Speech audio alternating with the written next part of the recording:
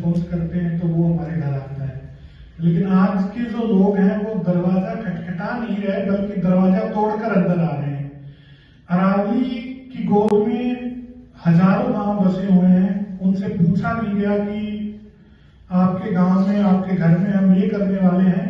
और ये सिर्फ एक जगह नहीं किया जा रहा है, इस तरीके से काफी सारे जो प्रोजेक्ट गवर्नमेंट, सेंट्रल गवर्नमेंट हो या स्टेट गवर्नमेंट हो जो कर रही है, वो किसी से कुछ भी नहीं पूछा जा रहा है। मैं मेवात से आता हूँ, अलवर जिले से। अलवर जिले की जो स्थिति है, जो पुराने अलवर जिले की बात करें जिसमें खैरथल तिराना भी आ जाएगा, लगभग 5 लाख हेक्टेयर जमीन जो पानी की वजह से बिल्कुल बर्बादी की कगार पर है, लोग पलायन की स्थिति में है। और ये सिर्फ अलवर जिले की बात नहीं है बल्कि पूरे पूर्वी राजस्थान में आप जाओगे, अलवर, भरतपुर, धौलपुर, करौली, दौसा, सवाई माधोपुर और पूरा आगे बारह तक आप जाओगे तो स्थिति इतनी भयानक है कि लोग पलायन की स्थिति में आ गए हैं। और यह सिर्फ पहाड़ी नहीं है, ये हमारे बुजुर्ग लाखों वर्षों से, सैकड़ों वर्षों से जो लड़ते आ रहे हैं, ये जो पहाड़, जंगल, जमीन बचा है वो हमारे बुजुर्गों की वजह से बचा है, जिन लोगों ने कुर्बानियां दी हैं इस यहाँ की जो विरासत है उसको बचाने के लिए।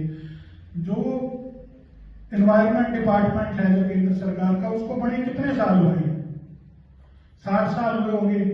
तो वो लोग तो अब आए हैं और हमारे बुजुर्गों ने तो इतने लंबे समय से जो मेहनत कर रहे थे यहाँ पर, जिन्होंने ये जंगल जमीन बचाया, उनके अगर वारिसों से आप पूछोगे नहीं और उनको इस तरीके से उजाड़ दिया जाएगा तो ये तो बिल्कुल कतई नहीं होगा।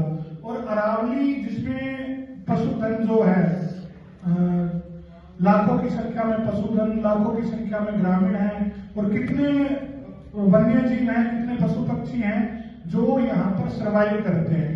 अगर इस तरीके से इसको 90% अरावली को अगर खत्म कर दिया जाता है तो ये सिर्फ अरावली का दोहन नहीं होगा, ये सिर्फ पत्थर का दोहन नहीं होगा, बल्कि आप ये मान के चलो कि हमारी अगली पीढ़ी जी भी नहीं पाएगी। ये एक बहुत बड़ा सवाल है, ये जिंदा रहने का सवाल है। और जिंदा रहने का सवाल अगर हम जिंदा रहते हुए नहीं पूछ पाए तो ये हमारा बहुत बड़ा दुर्भाग्य होगा। और हम तो पत्रकार साथियों को भी कहते हैं कि इस तरह से आप, ये कोई आम मसला नहीं है, कोई इस तरीके से नहीं है कि सुप्रीम कोर्ट ने जजमेंट दे दिया और हम इसको एक पीसी करके, एक प्रोग्राम करके या सिर्फ 10-20 लोगों से चर्चा करके जाने दे। ये हमारे अस्तित्व का सवाल है, जो हमारे बुजुर्ग लाखों वर्षों से, हजारों वर्षों से यहाँ पर रहते आए हैं, उनकी पहचान का सवाल है। अभी मैं आपको एक बताऊं, एक जो सेंचुरी पर लगभग 250-300 गांव है जो माइग्रेट कर रही है, उनको सरकार उनको हटा रही है। क्यों हटा रही है कि वहां पर एक सेंचुरी लेकर आएगी, वहां पर वन्य जीव जितने भी हैं उनको रखा जाएगा। और जो ऑलरेडी जो हजारों वर्षों से जो हिंदुस्तान के इतिहास की सबसे पुरानी पर्वतमाला है उसको उजाड़ा जा रहा है।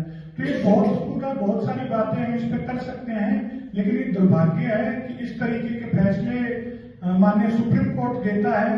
और अगर हम इसको इसी तरीके से जाने देंगे, जिस तरीके से और जजमेंट, अगर हम इसको इसी तरीके से जाने देंगे तो मैं समझता हूं कि ये सिर्फ 4 स्टेट का मामला नहीं है, बल्कि इतनी बर्बादी होगी कि यहाँ पर शायद कोई रहने के लायक भी नहीं बचेगा।